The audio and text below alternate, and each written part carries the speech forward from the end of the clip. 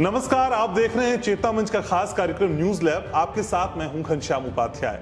असल में जिस विषय पे आज आपसे बात होने जा रही है, मैं उस पर बिल्कुल बात नहीं करना चाहता, क्योंकि जब जब वो विषय मेरे जहन में आता है तो मुझे असीम पीड़ा होती है। वो पुराने जख्म एक बार फिर से ताजा हो जाते हैं, जिसको ताउम्र मैं याद नहीं करना चाहता। और मैं जानता हूं कि आप भी लॉकडाउन का वो दौर नहीं भूले होंगे जब आपका जीवन लॉक हो गया था, जब हजारों लोग हजारों किलोमीटर पैदल चल के अपने घर तक पहुंचे थे, सैकड़ों की नौकरियां चली गई थी, और इस सबसे बढ़कर अपनों के लिए कुछ ना कर पाने की बेबसी आज भी हमको परेशान कर देती है।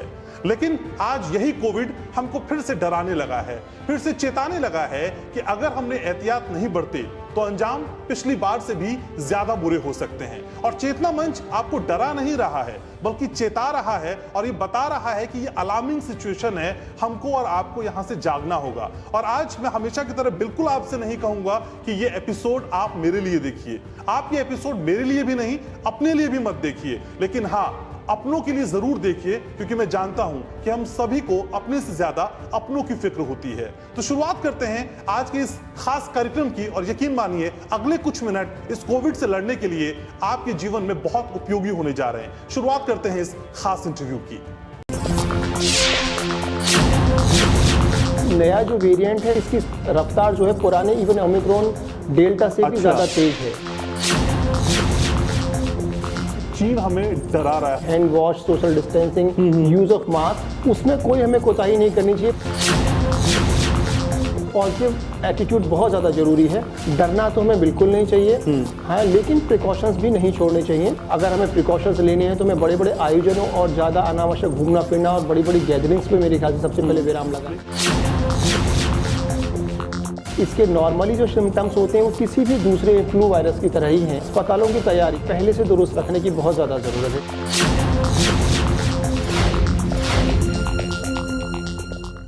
तो आज हम बात करने जा रहे हैं कोविड की, और कोविड पे ये लंबी सी चर्चा, विस्तार से चर्चा करने के लिए हमारे साथ मशहूर physician senior doctor DD Sharma मौजूद है। डॉक्टर साहब, स्वागत है आपका। नमस्कार, धन्यवाद। सर, पिछली बार की यादें इतनी कड़वी हैं हमारे जहन में कि इस बार हमको बात करने से भी डर लग रहा है। सर, इस बार की स्थिति कितनी पैनिक वाली है? सर, सबसे पहले तो मैं यही कहना चाहूँगा कि मैं लास्ट जो हमारा वो एपिसोड था, मैं फुल टाइम अपने पेशेंट्स को देख रहा था और लगभग सभी को छू रहा था बिना किसी बहुत स्पेशल प्रिकॉशन के, जो बेस्ट पॉसिबल था। I was doing with my self and with my patients. तो मैं ये सबसे पहले कहना चाहूँगा कि इसमें पॉजिटिविटी एक बहुत बड़ा रोल है। जैसे कि अभी आप देख रहे हैं, अभी हमारा लेटेस्ट जो वर्जन आ रहा है, that is called B7। B7 तक हम पहुँच चुके हैं, और अगेन फिर से साइंटिस्ट कंफ्यूज्ड हैं, फिर से डॉक्टर कंफ्यूज्ड हैं कि ये जो हमारा वैक्सीनेशन प्रोग्राम चलाया, कितने बड़े लेवल पर हमारे कंट्री में चला, वो कितना सक्सेस है, कितना नहीं है। Although I will again advocate to my vaccination policy के वैक्सीनेशन सबको कराना चाहिए, बूस्टर भी लेना चाहिए, और जितने भी हमारे प्रिकॉशंस जो पहले से हम सब कहते चले आ रहे हैं, hand wash, social distancing, use of mask, वो सब हमको रखते हुए उसमें कोई हमें कोताही नहीं करनी चाहिए। बट पॉजिटिव एटीट्यूड बहुत ज़्यादा ज़रूरी है। डरना तो हमें बिल्कुल नहीं चाहिए, हाँ, लेकिन प्रिकॉशंस भी नहीं छोड़ने चाहिए। और जो भी वैक्सीनेशन वगैरह जिनके रह गए हैं या बूस्टर रह गया है, उनको वो लेना चाहिए। हाँ, situation again is very alarming, क्योंकि जो नया वेरिएंट है, अगर आप सिम्टम्स की बात करते हैं तो वही सारे सिम्टम्स अगेन है। इवन डॉक्टर भी डिस्टिंग्विश नहीं कर सकते इजीली। ठीक है, तो धीरे धीरे आइडेंटिफाई इस वेरिएंट को कर रहे हैं। लेकिन सर, संक्रमण की रफ्तार इस बार जो कहा जा रहा है बहुत तेज है, तो क्या संक्रमण की रफ्तार तेज होने से नए वेरिएंट्स का एक नया स्वरूप हमारे सामने आ सकता है? ये रिस्क है जी। नया जो वेरिएंट है, इसमें यही इसकी एक नया इसमें डिफरेंस है कि इसकी रफ्तार जो है पुराने इवन ओमिक्रॉन डेल्टा से भी ज्यादा तेज है। अच्छा। और मैं कई अभी रिपोर्ट पढ़ रहा था कि 1 नवंबर में जहां 300 केसेस रिकॉर्ड हो रहे थे पर डे, वो मल्टी टाइम्स, मोर देन 10 और 20 टाइम्स साउथ अफ्रीका में वो बढ़ गए थे with the end of that particular month. तो ये तो इसमें कोई शक नहीं है कि इसकी जो फैलने की रफ्तार है वो पुराने कोविड वेरिएंट से ज़्यादा तेज है। लेकिन सर, कई व्यूअर्स हैं जो पूछते हैं हमसे, और बातचीत भी होती है कि हमको पहले अगर कोविड हो चुका है तो इस बार रिस्क फैक्टर कितना है? सर देखिए सर, अभी तक कोई ऐसा डेटा नहीं मिला है कि पहले कोविड अगर हुआ है तो आपको कोविड नहीं होगा। कोविड बिल्कुल हो रहा है उन लोगों को जिन लोगों को पहले कोविड हुआ है। कोविड उन लोगों को भी हो रहा है जिन्होंने 2 डोज वैक्सीनेशन लिए हैं, उनको भी हो रहा है। तो अगर पहले कोविड हुआ है या अगर आपको वैक्सीनेशन आपने लिया हुआ है तो इससे आप किसी तरह से ऐसे सेफ नहीं होते हैं कि आप अपने किसी भी प्रिकॉशन या जो भी हमारे गार्ड्स हैं उनको पुट डाउन करें। लेकिन सर उसकी इंटेंसिटी क्या कम होगी उन लोगों के लिए जो पहले कोविड हो चुके हैं, जिनकी एक खास इम्यूनिटी डेवलप हो चुकी है? ये अच्छा सवाल है, एक्चुअली शायद ऐसा नहीं है। अच्छा।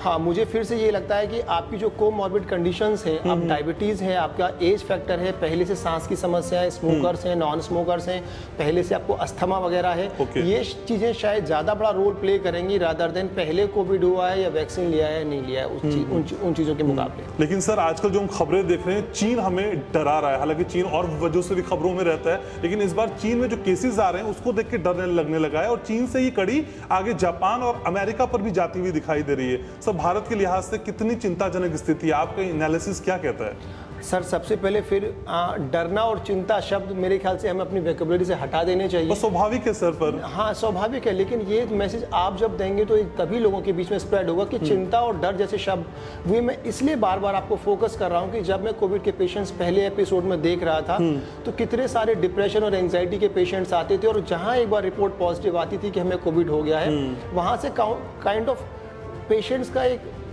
काउंटडाउन शुरू हो जाता था कि अब पता नहीं क्या होगा। तो हमें फिर से इन शब्दों के चयन में बहुत सावधानी रखनी चाहिए कि डरने की चिंता की बात नहीं है, हम जो अपना बेस्ट कर सकते हैं, अनावश्यक विजिट से बचना है।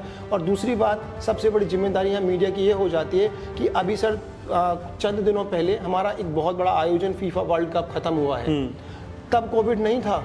अगर हमें इतनी ही चिंता करनी तो हमें इस तरह के बड़े बड़े आयोजन नहीं करने चाहिए, अनावश्यक बड़ी बड़ी गैदरिंग्स नहीं करनी चाहिए।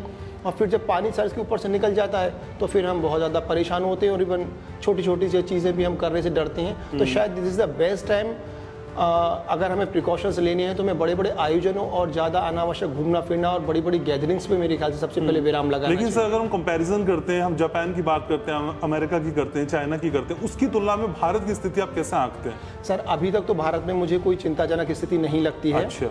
जी, अभी भी हमारे पास पेशेंट्स आ रहे हैं क्योंकि ये जो वेरिएंट है इसके नॉर्मली जो सिम्टम्स होते हैं वो किसी भी दूसरे फ्लू वायरस की तरह ही हैं कि पेशेंट आएगा, बुखार, खांसी, जुकाम, रनिंग नोज, ये तो हर पेशेंट्स में नॉर्मली चिंताजनक नहीं, लेकिन अलार्मिंग सिचुएशन तो हमारे लिए है। जी हाँ, अलार्मिंग सिचुएशन, क्योंकि अब तो दुनिया का मतलब तो सिर्फ ग्लोबल विलेज ना। Exactly. अगर कोई भी चीज हमारे नेबर कंट्री में हो रही है, इवन अगर अमेरिका में भी हो रही है जैसे फार अवे फ्रॉम अस, तो भी कोई बहुत बड़ी बात नहीं है क्योंकि डेली लोगों का आना जाना, फ्लाइट सारे के सारे जितने भी मैंने बोला कुछ ये वर्ल्ड लेवल के सब प्रोग्राम चल रहे हैं। तो कौन सी चीज कितनी जल्दी कहाँ डेवलप हो जाए, इट्स वेरी डिफिकल्ट टू से। बहुत लेकिन सर जो केसेस अभी डेली रिपोर्ट हो रहे हैं, जो पॉजिटिविटी रेशियो हम देख रहे हैं, उसके हिसाब से हम कह सकते हैं कि we are in a safe mode right now. Sir safe तो शायद कहना बहुत जल्दबाजी होगी। अच्छा। सेफ नहीं है, अलार्मिंग है, और जो भी हमें अपने मेजरमेंट्स जो हम ले सकते हैं उनको लेने में हमें बिल्कुल देरी नहीं करनी चाहिए। तो सर क्या ये जो नया वायरस है इसको हम एक बॉक्सर की तरह समझ सकते हैं कि जो अपने विरोधी से बचने के लिए खुद को लगातार ट्रेन कर रहा है, डेवलप कर रहा है, लेकिन वो बचेगा कैसे ये नहीं पता। तो हमारी स्ट्रेटेजी असल में होनी क्या चाहिए?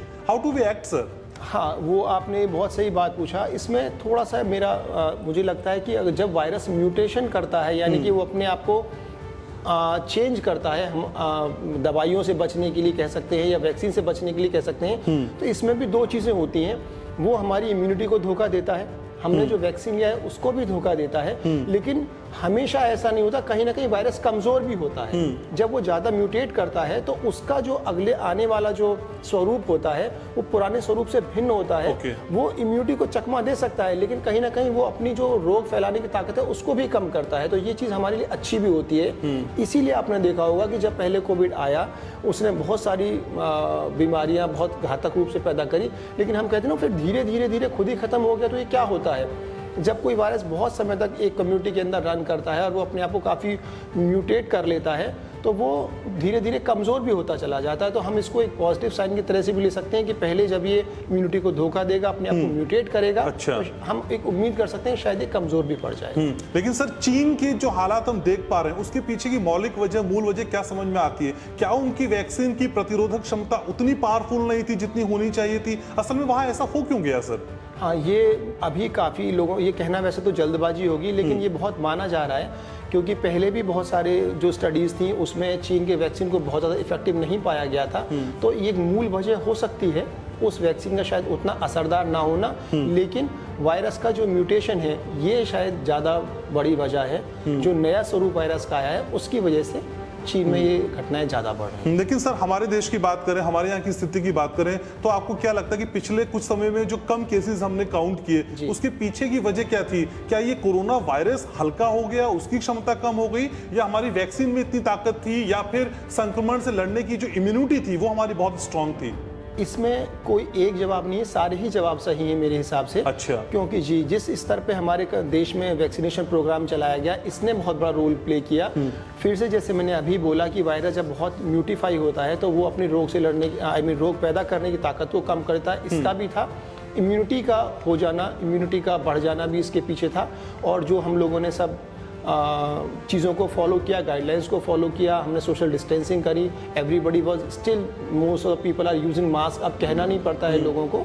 तो इन सारी चीज़ों का भी, और कहीं ना कहीं जो लॉकडाउन वगैरह के जो निर्णय लिए गए, इन सभी की वजह से हमें लगा कि इसकी रफ्तार जो थी वो कम होते होते लगभग जीरो तक पहुंच गई थी। लगभग आई एम यूजिंग अगेन, क्योंकि शायद पूरी तरह जीरो तो ये हुआ ही नहीं था। लेकिन सर जो BF.7 है, इसके पैटर्न को क्या अभी हम समझ सकते हैं कि कैसे आगे बढ़ेगा, कितना इससे खतरा है? इसके पैटर्न को आप समझा सकते हैं हमारे व्यूवर्स को?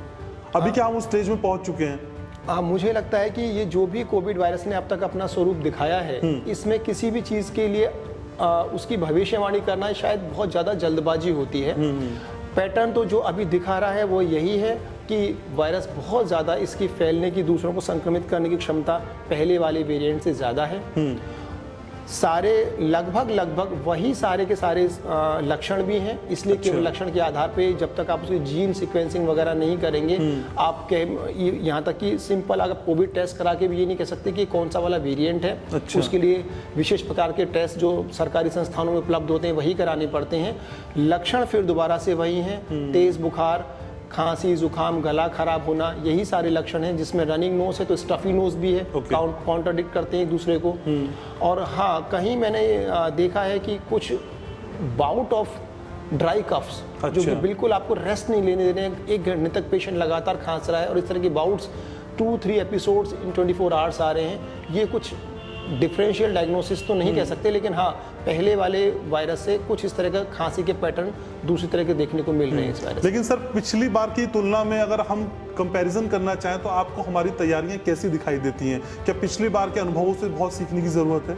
पिछले बार के अनुभव से ज़रूर हमें बिल्कुल सीखने की ज़रूरत है कि वैक्सीनेशन तो हम अभी तो चेंज नहीं कर सकते। जो वैक्सीनेशन प्रोग्राम ड्राइव हमारा चल रहा है वो चलता रहेगा, लेकिन हाँ, जो अस्पतालों की तैयारी थी उन तैयारियों को पहले से दुरुस्त रखने की बहुत ज़्यादा ज़रूरत है। क्योंकि इतने दिनों में कोई वैसा इंफ्रास्ट्रक्चर तो डेवलप नहीं हुआ है कि नंबर ऑफ डॉक्टर्स बढ़ गए हैं या नंबर ऑफ पैरामेडिक स्टाफ्स बहुत ज़्यादा बढ़ गया है, नंबर ऑफ हॉस्पिटल्स भी लगभग उतने ही होंगे।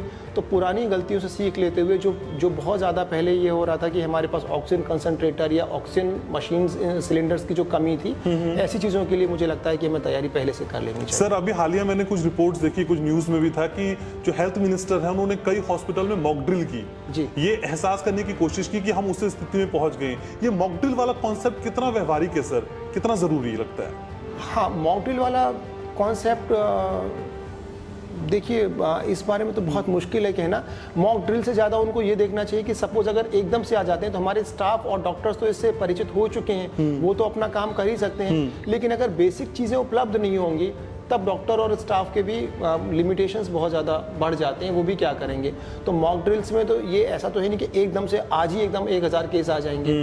तो मॉक ड्रिल से ज़्यादा तो हमें तैयार रहने की ज़रूरत है कि हमारे पास जो इक्विपमेंट्स हैं और ऑक्सीजन सप्लाई वगैरह हैं, ये सारी चीज़ें हैं, हमारे स्टाफ सारे वैक्सीनेटेड होने चाहिए, जिससे कि वो आगे बढ़ के पेशेंट्स को केयर करने में डरे ना खुद से। तो मॉक ड्रिल एक जरिया हो सकता है, लेकिन हमें आगे बढ़ के सोचने की जरूरत है। लेकिन सर जो मूल प्रश्न है, हालांकि उस पर आपने जवाब भी दिया, लेकिन एक आदमी को, एक शख्स को ये कैसे पता चले कि वो कोविड की जद में जा रहा है, उसे कोविड घेरने जा रहा है? कुछ लक्षणों का जिक्र आपने किया, लेकिन सर कुछ प्राइमर सिम्टम्स हैं क्या जो हमें समझ लेने चाहिए और उसके बाद डॉक्टर को जरूर कंसल्ट करना चाहिए? देखिए, अभी तो मैं पैनिक नहीं करना चाहता, लेकिन मुझे लगता है कि जैसे ये जो सीजन है हर साल की तरह इस समय पे वायरल इन्फ्लुएंजा के जो केसेस हैं वो बहुत ज्यादा वही डिफरेंशिएट कैसे होना सर? तो अभी तो मुझे लगता है कि पेशेंट्स तो डॉक्टर के बिना कंसल्टेशन के खुद से डायग्नोसिस नहीं बना सकते हैं, और अभी ऐसा नहीं है, लेकिन लगता है कि आने वाले कुछ समय हम फिर दोबारा से बहुत जल्दी स्क्रीनिंग शुरू कर देंगे।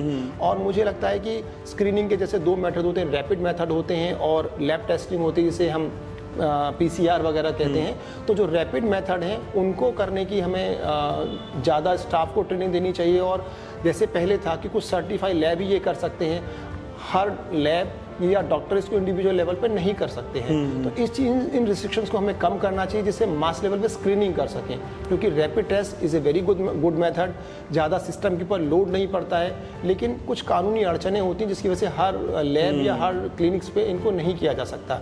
तो जब केसेस बढ़ेंगे तो again we will go for the rapid test और PCR टेस्ट वगैरह की स्पेसिफाइड टेस्ट के लिए जाना पड़ेगा।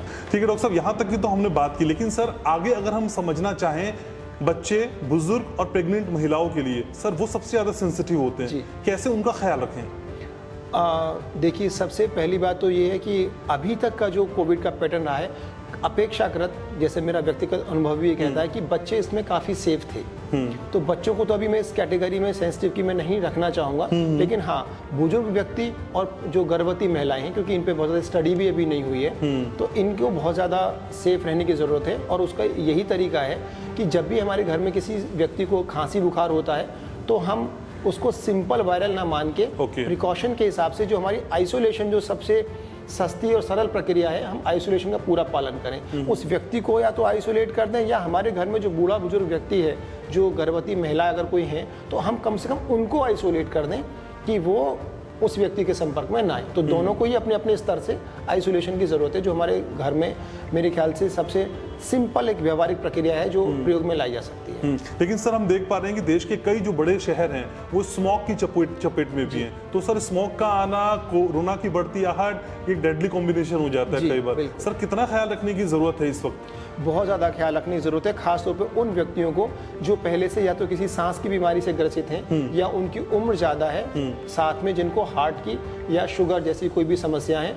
तो सबसे पहले जो हम बहुत हमेशा से कहते आए कि सुबह उठना, घूमना बहुत अच्छा है, लेकिन अब हम कहते हैं कि जो व्यक्ति इन चीज़ों से पीड़ित हैं या हो सकते हैं, उनको मॉर्निंग वॉक जनरली अवॉइड ही करना चाहिए। आप 10-11 बजे जब सूरज आ जाता है, स्मॉग थोड़ा कम हो जाता है, उसी समय करना चाहिए मॉर्निंग वॉक वगैरह को। ऐसे व्यक्तियों को भी अवॉइड करना ही उचित रहेगा। लेकिन सर हम संक्रमित ना हो, हम कोविड की चपेट में ना आए, उसके लिए क्या करें, और सर स्पेशली क्या खाएं पिए, कौन से विटामिन्स हैं जिनको हमें अपनी डाइट में शुमार कर लेना है? देखिए, विटामिन्स तो बहुत पहले से अब आम व्यक्ति भी जानते हैं कि सभी विटामिन एंटीऑक्सीडेंट्स होते हैं, रोग से लड़ने की हमारी जो प्रतिरोधक क्षमता है उसको विकास करते हैं उसका। लेकिन विटामिन ई जैसे जो विटामिन हैं, विटामिन सी जो है वो इनमें बहुत ज़्यादा अच्छा रोल प्ले करते हैं, और उनके नेचुरल रिसोर्सेज में ये बहुत ज़्यादा एक्सपेंसिव भी नहीं होता है। रादर देन हम जाएँ और सिंथेटिक खरीदें, तो आप अपनी डाइट में ऑरेंजेस और आंवला है, लेमन है, इन सब चीज़ों को डेली रूटीन में आपको शामिल करना चाहिए। हरी सब्जियां, फल वगैरह ज़्यादा खाने चाहिए। कोशिश करें कि हमारा गला वाला ना खराब हो, उसके लिए आप गर्म पानी यूज़ करें, ज़्यादा ठंडे पेय पदार्थों से बचें। और अगेन सोशल डिस्टेंसिंग को दोबारा से बिल्कुल शुरू कर लेने में कोई भी परेशानी नहीं होनी चाहिए। वॉक पे भी जा रहे हैं तब भी आप अपना मास्क लें, अनावश्यक लोगों से ना मिलें और दूरी बना के ही रखें, और दूसरों लोगों को भी मास्क पहनने के लिए प्रेरित करें। लेकिन सर ठंडियों के मौसम में हम देखते हैं कि लोग पानी पीना छोड़ देते हैं जी। सर डिहाइड्रेट करना कितना जरूरी है अगर इस जंग में हमें लड़ना है आगे? हाँ, रिहाइड्रेशन बहुत ज़्यादा इंपॉर्टेंट चीज़ है, ना केवल कोविड से लड़ने के लिए, वैसे भी शरीर को स्वस्थ रहने के लिए रिहाइड्रेशन की बहुत ज़्यादा ज़रूरत होती है। और प्रति व्यक्ति को दिन में लगभग 2 से 3 लीटर पानी, या उसको एक मोटे क्राइटेरिया ये भी है कि आपका जो यूरिन आउटपुट है वो आपको पता लगना चाहिए कि वो ठीक है, यूरिन का कलर आपका वाइट आ रहा है, वो येलोइश नहीं है। तो ये सिम्टम्स हैं, क्योंकि जितना हम स्वेट करते हैं, पसीना गर्मियों में आता है तो काफ़ी सारा पानी हमारा पसीने से निकल जाता है। ठंड के दिनों में ये प्रक्रिया कम हो जाती है, तो पानी की रिक्वायरमेंट थोड़ा कम हो जाती है, लेकिन फिर भी लगभग 3 लीटर पानी हर स्वस्थ व्यक्ति को पीना चाहिए। और उसको अपने यूरिन के कलर वगैरह से ध्यान रखना चाहिए कि उसको ये अंदाज़ा लग सकता है कि मेरा hydration level is okay. Sir नए साल का आगाज होने वाला है, बस कुछ दिन और बचे हैं, लेकिन नए साल में जो हम कहते हैं 2 गज की दूरी, मास्क है जरूरी, आपको कितना व्यवहारिक लगता है? मुझे तो नहीं लगता सर पार्टीज में लोग जाएंगे तो मास्क लगाएंगे, या ड्रिंक जब पिएंगे, जब खाना खाएंगे तो मास्क लगा के पिएंगे, वो क्षणिक भर के लिए हटाना फिर क्या यूज रह जाता है सर मास्क का? जी बिल्कुल, ये आप बिल्कुल सही कह रहे हैं, क्योंकि ज़्यादातर हम मास्क की जो फॉर्मेलिटी देखते हैं वो हो गया है, जैसे आपने रेस्टोरेंट के किसी के बाहर लिखा होता है नो एंट्री विदाउट मास्क, आपने मास्क पहन के एंट्री कर लिया, after that you can do whatever you want. तो ये सब चीज़ें ठीक नहीं है, इनको हमें व्यवहारिक स्तर पे देखना चाहिए। अगर वो एक बार भी हट रहा है और वो थोड़ी देर के लिए टेबल पे भी रखा जा रहा है, फिर उसको सिर्फ किसी पनिशमेंट या फाइन से बचने के लिए यूज़ करना नहीं होना चाहिए, ये हमें अंदर से समझना होगा। और अगर जिस तरीके से आगाज़ हो रहा है इस बीमारी का, अगर हम इस बार होने वाले जो न्यू ईयर के जो प्रोग्राम्स हैं, गैदरिंग्स हैं, इनको अवॉइड कर सकें तो शायद बहुत अच्छा होगा।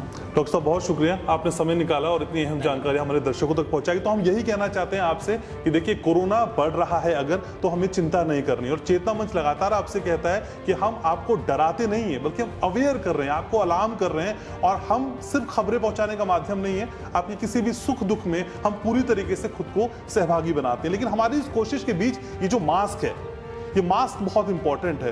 ये मास्क पिछले कई सालों से, 2-3 सालों से हमारा साथी है, लेकिन इसको आगे की राह में अभी हमें और आगे लेकर चलना है। और मैं उम्मीद करता हूं कि चेतना मंच के तमाम दर्शक इस मास्क का इस्तेमाल करेंगे और इस मास्क को अपना साथी बनाएंगे। नए साल के जश्न को जरूर मनाइए, लेकिन कुछ एहतियात के साथ। उम्मीद करते हैं कि आज की ये बात आपको पसंद आई होगी। कमेंट सेक्शन में आपके कमेंट्स का इंतजार कर रहे हैं। और हाँ, इन सारी चीजों के बीच आप मुस्कुराते रहिए, क्योंकि जब आप मुस्कुराते हैं तो बहुत अच्छे लगते हैं। नमस्कार। नया जो वेरिएंट है, इसकी रफ्तार जो है पुराने इवन ओमिक्रॉन डेल्टा से भी ज़्यादा तेज है।